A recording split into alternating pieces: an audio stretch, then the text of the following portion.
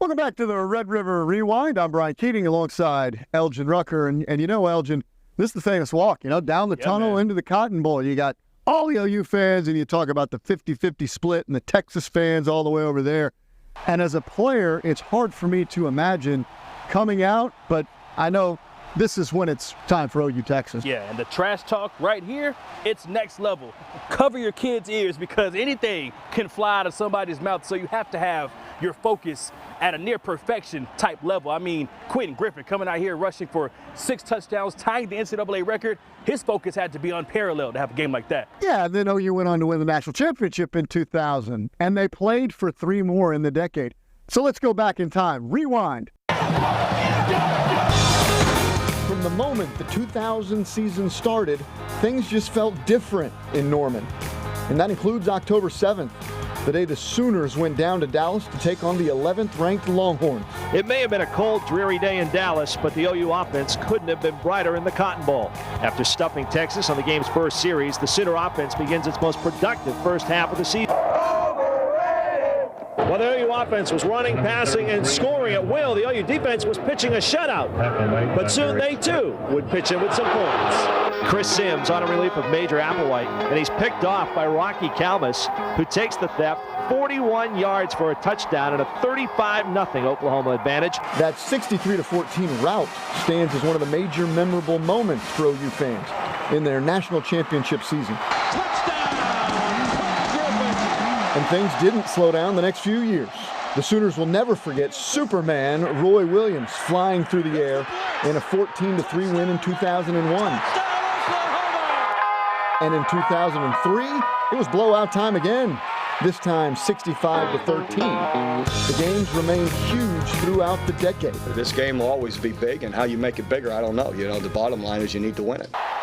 And the fans, as rabid as ever. And they shake the bus is going left or right, Some of the Texas fans, throwing hot dogs at the bus, and it's just, just packed on both sides, people chanting Boomer Sooner. It was just, things that you'll never forget. Texas would surge in the second half of the decade, winning 4 of 5, including the 2008 game that knocked OU out of the top spot in the AP poll. So my first taste of the Cotton Bowl in OU Texas was way back in 1989. And look, it was a tough day for Oklahoma that day. They lost 28-14. But that one day does not compare to what Al Eschbach has done. And look, you know Al Eschbach, right? The legend of sports radio in Oklahoma City, right? I think Al Eschbach's covered more OU Texas games than anybody ever. Okay, let's go to Dan. You're up, Dan. Our own Dakota Wapakichi is with Al Eschbach. How many years have you been kind of reporting on Oklahoma? Well, I've been doing sports talk radio 47 straight years. I am, trust me, I know. I'm very, very fortunate. 47 years, which is pretty incredible when you think about it. Who does anything 47 years? And during that, how many times have you reported on OU Texas and that historic rivalry? I've been done doing it, reporting on it since 1973, every game since 1973. Okay, thank you very much. You came from New Jersey to Oklahoma, and you being able to see that 50-50 split for the first time, what was your kind of reaction to it all? It's not a regular football game, because when you get to that fairgrounds and people are just, you see the red, the orange, and people yelling at each other, and there's buses come into the fairgrounds, and then we're doing like a pre or post game show, and they see we're from Oklahoma, and Texas fans start screaming at us, shouting obscenities and everything, and so it's the most unique college football game that there is. It's totally, I think, maybe Army, Navy, OU, Texas, and it's so unique because it's in the Cotton Bowl. I mean, and it just, the state fair's going on. When first time I went, I go, what's that big thing standing? I go, that's Big Tex. I go, okay, good. It's an event. When I went to the Masters, I go, this is more than a sporting event. This is something so different, so special. And that's what OU Texas is. They went from Darrell Royal to Mac Brown to win a championship. That was it.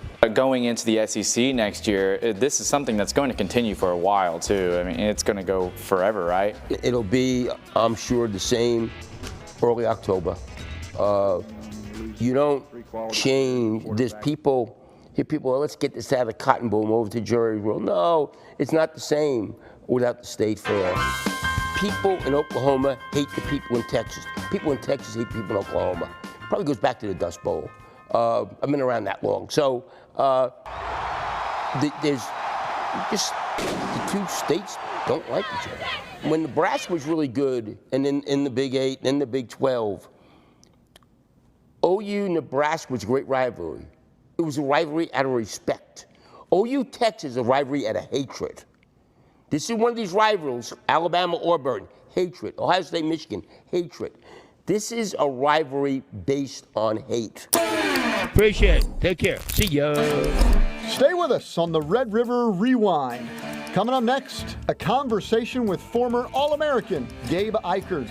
That's like my number one memory is being like, the hat has made me bleed. And you know it's not time for OU Texas until the Roughnecks plant the grass at the Cotton Bowl. Oh yeah, it's next on the Red River Rewind.